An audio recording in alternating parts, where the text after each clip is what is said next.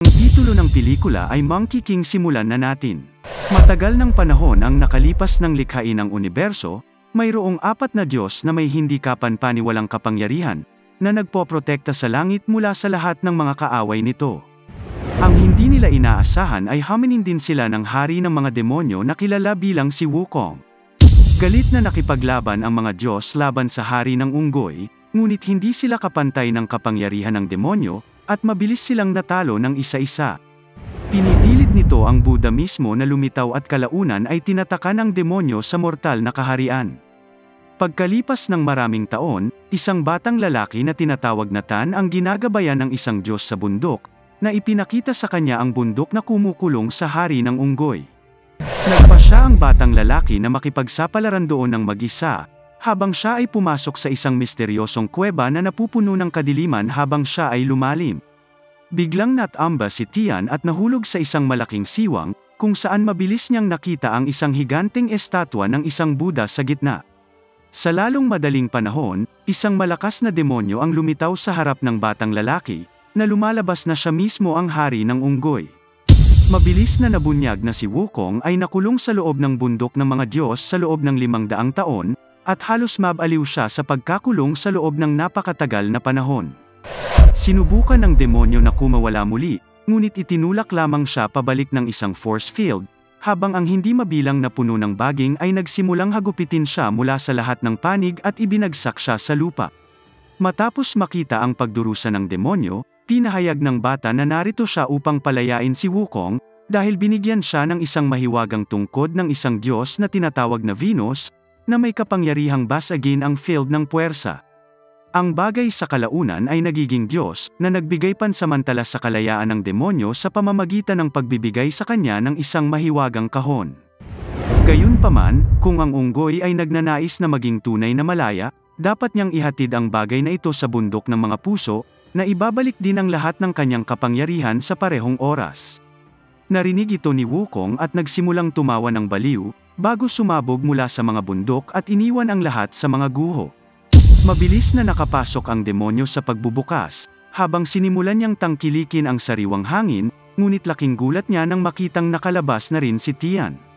Ibinunyag ng batang lalaki na si Venus ay talagang nakulong sa loob ng lungsod ng demonyo, at nakiusap sa unggoy na tumulong, ngunit agad na tumanggi si Wukong dahil kinamumuhian niya ang lahat ng mga Diyos sa pagpapahirap sa kanya.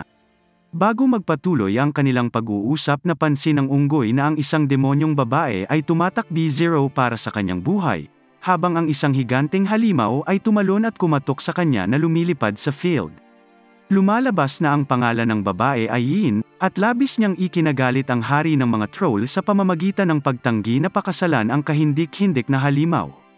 Sa kabutihang palad, bago pa lamang mapatay ang batang babae, ang pag-atake ng nilalang ay mabilis na napigilan ng hari ng unggoy, na nagpaurong sa kaaway gamit ang napakalaking puwersa. Agad na gumanti ang troll, ngunit nalampasan ni Wukong ang mga pag-atake ng kalaban, habang iniiwasan ang battle axe ng halimaw. Gayunpaman, ang nilalang sa huli ay namamahala upang maabot ang isang hit, na nagpatambas sa hari ng unggoy na bumagsak sa lupa. Galit na sumugod ang halimaw upang gawin ang pangwakas na suntok, ngunit ang pag-atake ay natigil sa tamang oras ng babaeng demonyo, na kumokontrol sa kaaway sa pamamagitan ng paggamit ng kanyang plauta. Nakita ito ni Wukong at mabilis na kinuha ang pagkakataon habang tinutumbok ang kalaban sa mga pader, bago sinipa ang higanteng sandata sa leeg ng halimaw, at sabay na pinatay ang troll. Pumunta si Yin sa hari ng unggoy at pinasalamatan ang Wukong sa pagligtas sa kanyang buhay, ngunit ibinunyag din na ang kanyang kaibigan ay nakulong din sa loob ng lungsod ng demonyo. Sa kasamaang palad, ang unggoy ay hindi interesado sa pagliligtas ng mga buhay, ngunit napagtanto din niya na ang Diyos na si Venus lamang ang nakakaalam ng tunay na lokasyon ng bundok ng mga puso. Ito ay nagbibigay sa unggoy ng walang ibang pagpipilian kundi ang magtungo sa lungsod ng demonyo, kung saan hindi mabilang na mga halimaw ang naninirahan sa loob, dahil lahat sila ay sumasamba sa hari ng dragon. Lubhang nagalit si Wukong sa sitwasyon, dahil iniisip niyang nakalimutan na ng mga tao ang kanyang pangalan, at mabilis na nagpasya na tapusin ang pagdiriwang sa pamamagitan ng pagputol ng musika. Ang lahat ng mga demonyo ay nagalit sa pagkagambala habang lumalapit sila sa pangunahing tauhan ng may puot, habang hinihingi na malaman kung sino siya. Nakapagtataka, nang malaman na narito ang hari ng unggoy, nagsimulang pagtawanan ng mga demonyo si Wukong dahil sa pagkawala ng karamihan sa kanyang mga kapangyarihan, habang kinukutya siya dahil sa pagiging mahina. Pinuno nito ang pangunahing tauhan ng galit habang sinuntok niya ang isang demonyo sa buong silid at agad na pinapatay ang nilalang. Patuloy na inaatake ni Wukong ang lahat ng iba pang mga demonyo habang itinataboy sila tulad ng mga manikang basahan, at mabilis na tinatalo ang lahat ng mga kaaway sa parehong oras. Sa lalong madaling panahon, ang unggoy ay tumalon patungo sa higanteng poste sa gitna ng silid, at inilantad ang kanyang maalamat na sandata ang gintong staff, na sumusuporta sa buong gusali. Laking gulat ni Wukong nang makitang ang kanyang sandata ay ginagamit lamang bilang materyales sa pagtatayo, kaya agad siyang tumalon patungo sa kisame. Sa Clownern ay dumating ang unggoy sa tuktok ng bubong habang nagpaplanong palayain ang napakalaking sandata, ngunit mabilis na inatake ng dragon na demonyo, na narito upang humingi ng paghihiganti para sa kanyang mga nahulog na kasamahan. Ang pangunahing karakter ay sumusubok na gumanti kaagad, ngunit malinaw na hindi niya ito matapatan. Kasabay nito, nagawang makalusot ni Tian sa base ng kalaban kasama ang babaeng demonyo, habang mas lalo silang sapilitang nakikipagsapalaran. Sa kabutihang palad, sa kalaunan ay nahanap nila ang matandang Diyos na nakaupo sa entablado na bato, habang ang lalaki ay tila buhay pa. Nakapagtataka, ibinunyag din ng siyam na matanda ang kaibigan ng demonyong babae, na naging isang gintong Sekades na nagmula sa langit. Bago magpatuloy ang kanilang pag-uusap, nahanap na rin ng mga demonyo ang kanilang lokasyon, na nagpipilit kay Venus na teleport kaagad ang mga tao.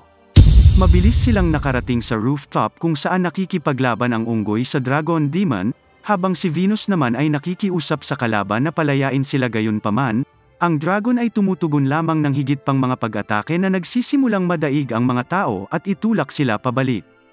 Sa kalaunan ay nahawakan na ng kalaban si Wukong, at sinimulang durugin ang mga buto ng pangunahing karakter. Ngunit nagawang basagin ni Venus ang mahika ng demonyo habang tina-teleport ang mga tao palayo sa lugar. Ang koponan ay mabilis na nakarating sa isang nakatagong kagubatan, kung saan hinihiling ng unggoy ang Diyos na sabihin sa kanya ang lokasyon ng bundok ng mga puso. Nakapagtataka, sinabi ni Venus na ang Panginoon lamang ni Wukong ang nakakaalam ng lokasyon, ngunit ang lalaki ay matagal nang namatay matapos ipagpalit ang kanyang sariling buhay upang iligtas ang unggoy mula sa pagpatay ng mga Diyos. Apagtatanto na ang kanyang pagmamalaki ang naging sanhi ng pagkamatay ng kanyang sariling amo, si Wukong ay nahulog sa isang estado ng kalungkutan, habang nangangakong mahahanap ang bundok ng mga puso sa tabi ng kanyang mga bagong kaibigan. Kinaumagahan, ang mga tao ay patuloy na nakikipagsapalaran sa kagubatan habang sinusubukang hanapin ang mahiwagang lugar, at ang unggoy ay nagsimulang uminit din sa kanyang mga bagong kasama. Sa kalaunan ay nakarating sila sa isang higanteng bangin, habang sinusubukan ni Wukong na magpasya kung saan susunod na pupuntahan, ngunit mabilis na napansin na may mali habang nagsisimulang mabuo ang madilim na ulap sa itaas ng mga tao.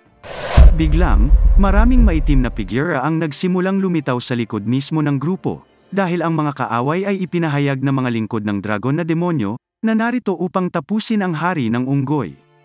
Ang mga kalaban ay mabilis na nagpatawag ng isang napakalaking buo na namamahala upang lamunin ang buong lugar, habang sinisipsip ang mga tao sa hangin. Desperado si Wukong na hawakan ang kanyang kinatatayuan, ngunit kalaunan ay nabigo siyang iligtas ang kanyang mga kaibigan nang mahulog sila ng direkta sa ilalim ng bangin, habang ang mga kaaway ay mabilis na naipit ang unggoy sa lupa. Sa kabutihang palad, bago mapatay ang pangunahing tauhan, lumilitaw ang lumilipad na Nimbus at iniligtas ang lahat, sa ulap, habang ang unggoy ay nabigla na napatawag ni Tian ang kanyang mahiwagang pagsakay. Gayunpaman, ang batang lalaki ay malinaw na bata pa upang magmaneho habang nagiging sanhi ng pagyanig ng Nimbus, at ibinaba ang mahiwagang plauta ng babaeng demonyo na kalaunan ay dumapo sa isang kalapit na lawa. Mabilis na nabunyag na ang mga tao dito ay nagsisikap na maalis ang isang masamang demonyo, dahil kumuha sila ng isang mangangaso ng demonyo na tinatawag na Hulyan upang magsagawa ng isang ritual, ngunit ang lalaki ay mukhang narito lamang upang manloko ng pera ng mga tao. Sa lalong madaling panahon, ang mga ulap ay nagsimulang magdilim habang ang tatlong meteorite ay naglalakbay sa kalangitan. Habang kalaunan ay bumagsak sa nayon ng tao, agad na nagmadali ang mga tao patungo sa lugar, at nagulat sila nang makita si Wukong at ang kanyang mga kaibigan, habang naniniwala na sila ay ipinadala mula sa langit upang iligtas ang bayan. Nakikita ng mga ngaso ng demonyo na hindi siya pinapansin ng mga tao, na nagpipilit sa kanya na ipakita ang kanyang tunay na anyo bilang isang demonyong baboy, habang nagmamadaling tumungo sa mga tao.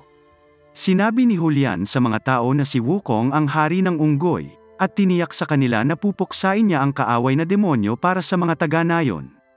Ipinaliwanag ng baboy na demonyo na ang isang kakilakilabot na halimaw ay lumitaw kamakailan sa loob ng ilog, habang tina-target ang sinumang tao na maglakas loob na lumapit sa tubig, habang nilalamon nito ang mga tao ng kakilakilabot. Bagamat walang pagnanais na tulungan si Wukong ang mga estranghero, sinimulan niyang makita ang pagdurusa sa mga mukha ng mga taga-nayon, at sa pagpapalakas ng loob mula sa kanyang mga kaibigan, ang unggoy sa kalaunan ay nagpasya na manatili at labanan ang demonyo.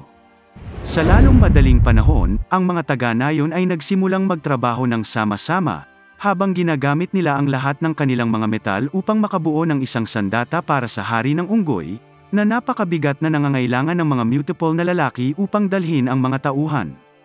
Nakapagtataka, nagawang iangat ni Wukong ang sandata gamit ang isang kamay, at iniindayog ang bagay na parang gawa sa papel, habang naghahanda upang labanan ang demonyo. Ang unggoy ay metigang naghihintay sa tabi ng lawa habang ang mga tao ay nagtatago sa likod ng mga gusali upang tambangan ang nilalang, at sa lalong madaling panahon, ang halimaw ay nagsimulang lumitaw sa likod ng hari ng unggoy habang dahan-dahan itong lumalapit upang umatake. Ang demonyo sa kalaunan ay naglulunsad mula sa tubig, habang diretsyong patungo sa Wukong, ngunit nagawang itumba ng unggoy ang nilalang at ibinagsak ito sa lupa. Pinipilit nitong bumalik ang halimaw sa anyo nitong tao, habang kinukot siya ng pangunahing tauhan ang kaaway dahil sa pagiging mahina. Ang demonyong ilog ay galit na galit habang siya ay naglulunsad muli patungo sa pangunahing karakter, ngunit nagawang iwasan ni Wukong ang mga pag-atake at itinulak ang kalaban sa tubig. Nakita ito ng mga taga-nayon at mabilis na nagdiwang sa tagumpay, habang iniisip na ang demonyo ay natalo, hindi na pagtatanto na ang halimaw ay buhay pa.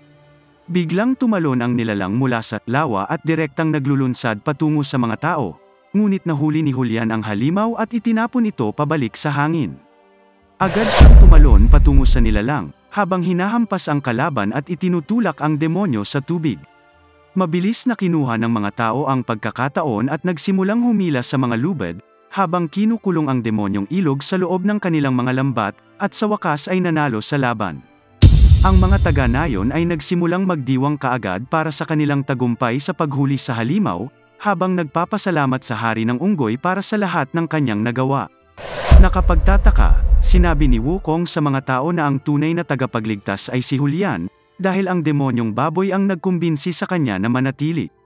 Narinig ito ng mga taga-nayon at nagsimulang magpasalamat din sa lalaki, at pinahintulutan pa siyang pakasalan sa wakas ang kanyang crush, sa kabila ng pag-alam na si Julian ay isang demonyo. Minsan mamaya, pinupuntahan ni Wukong ang babaeng demonyo at ibinalik sa kanya ang instrumento na nakuha niya sa loob ng lawa. Sumandal ang babae sa harap para pasalamatan ang unggoy sa kanyang ginawa, ngunit nagulat na ang pangunahing karakter ay nawawala ang tunog ng anumang tibok ng puso. Napagtanto ni Yin na ang unggoy ay nawawala sa kanyang puso at nangakong tutulungan ang demonyo na mabawi ang nawala sa kanya, upang tuluyang maging buo muli si Wukong. Ang hindi namamalayan ng mga tao ay narito na ang panganib, dahil si Tian ay kinidnap ng isang misteryosong figura, habang ang mga taga-nayon ay isa-isang pinapatay. Sa kalaunan ay bumalik ang dalawa sa pagdiriwang ngunit mabilis na nakita na ang lahat ng mga tao ay patay na, habang sinabihan sila ng matanda na tumakbo kaagad bago mamatay. Umalik din si Julian sa bahay ng kanyang bagong kasintahan, ngunit nakita lamang na ang babae ay nagdurusa sa sahig, na naging sanhi ng pag-iyak ng lalaki sa matinding paghihirap habang ang babae ay namatay sa kanyang mga bisig kasabay nito.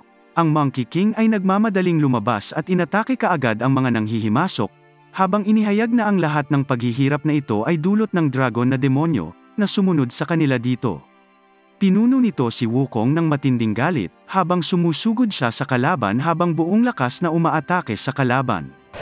Gayunpaman, napakalakas ng kapangyarihan ng dragon na demonyo, dahil nagawa nitong itumba ang unggoy sa buong field na parang lumilipad na ragdoll. Sa kabutihang palad, lumitaw si Yin na sumama sa laban, ngunit mabilis din siyang itinapon ng kaaway kasama ang kanyang kaibigan. Nagsimulang tumawa ang dragon sa kung gaano naging mahina ang pangunahing tauhan, habang pinag-iisipan ang lahat ng kanyang lakas upang patayin ang hari ng unggoy.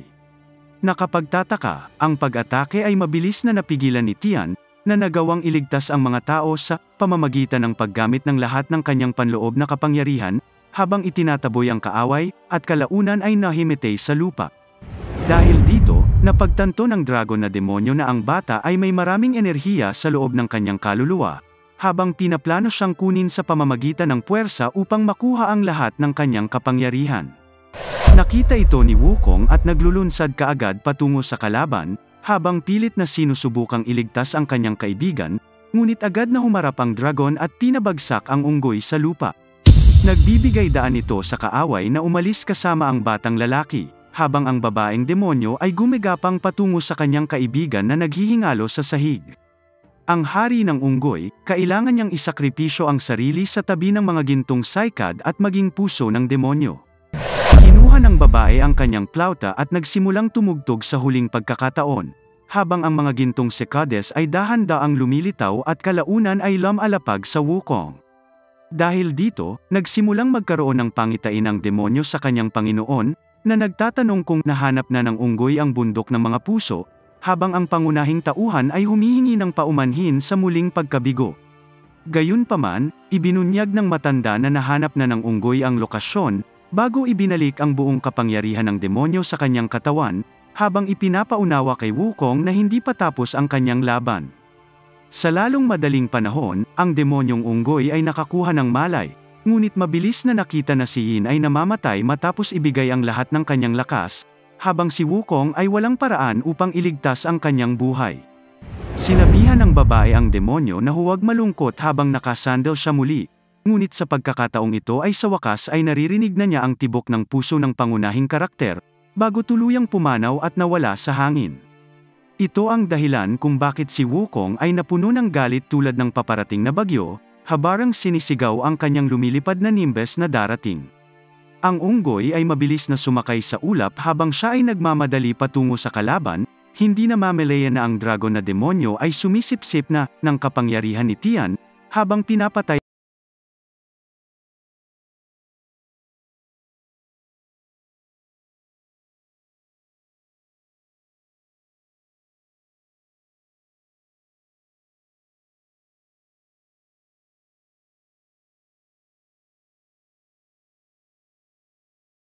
sa hangin. Nagiging sanhi ito ng pagbagsak ng buong gusali sa sarili nito habang ang dragon na demonyo ay bumagsak sa lupa, habang ang hari ng unggoy ay muling bumangon sa tabi ng kanyang higanteng sandata. Gayunpaman, ang kalaban ay nakabawi na rin mula sa pagkahulog, habang siya ay lumalabas sa kanyang bagong anyo na kahawig ng Diablo mismo, ngunit ito ay hindi nakakatakot ng kaunti sa unggoy, dahil si Wukong ay direktang sumisingil patungo sa kaaway. Ang dragon na demonyo ay naglulunsad ng maraming pag-atake patungo sa hari ng unggoy, ngunit nagawang iwasan ni Wukong ang mga ito kaagad habang inihagis niya ang mga gintong staff sa kaaway. Pinipilit nito ang kalaban na gumanti kaagad at itulak ang pangunahing tauhan pabalik sa kanyang hiting sandata, habang sinusubukan ambangan si Wukong mula sa likuran. Sa kabutihan ay nakaiwas sa pag-atake, habang hinihila niya ang gininto ang tauhan at direktang binasag ito patungo sa kaaway. Napilitan ng dragon na demonyo na ibigay ang lahat ng kanyang kapangyarihan ang galit na suntok, habang ang dalawa ay bumagsak sa lupa. Nakita ay Tony Wukong at mabilis na inihagis muli ang sandata habang inilulunsad niya ang higanteng staff sa mismong kalaban, habang nagdulot ng malaking pagsabog bilang resulta. Nakapagtataka, nang tuluyang nabawi ng unggoy ang kanyang paningin, mabilis niyang napansin na siya ay lumulutang sa mga ulap, habang ang boses ng kanyang amo ay nagsasabi sa bundok ng mga puso. Palaging nasa loob ng kanyang seril ang lugar na kanyang hinahanap, kung saan ang kanyang pag-aalaga sa sangkatauhan ay nag-alab sa pagkamatay ng kanyang mga kaibigan. Nagmamasid si Wukong sa kaligayahan matapos malaman na ang kanyang mga mahal sa buhay ay nasa langit na ngayon, habang nangakong babantayan ang sangkatauhan mula ngayon. Wakas. Maraming salamat kaibigan sa patuloy na pagtangkilik at pagsuporta sa ating channel na Tagalog Pinoy Movie Recap. At kung sakaling ngayon lang tayo nagkatagpo sa pamamagitan ng video na ito ay please lang huwag kalimutang mag-like, mag-subscribe at pakipindot na rin ang bell. Hanggang sa muli, ako si Richard Belen, goodbye.